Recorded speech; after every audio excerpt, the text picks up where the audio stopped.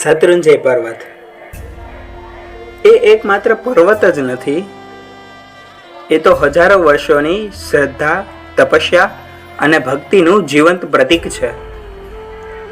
99 યાત્રા એટલે 99 વખત ચડવું એટલું જ નથી, એ તો આત્માને પ્રભુ તરફ આગળ વધવાની એક મહાયાત્રા છે, જેના દરેક પગથિયે એક પાઠ સૂચવે છે કે જીવનમાં શિખર સુધી પહોંચવા માટે સહન શક્તિ, સંકલ્પ અને શ્રદ્ધાની જરૂર પડે છે.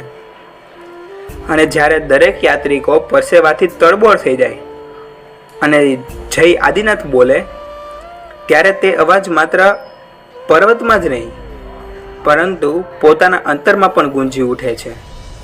માટે જ આ યાત્રા શરીરને થકાવે તો છે, પણ આત્માને પ્રગટાવે છે. જય આદિનાથ, જય ગિરિરાજ.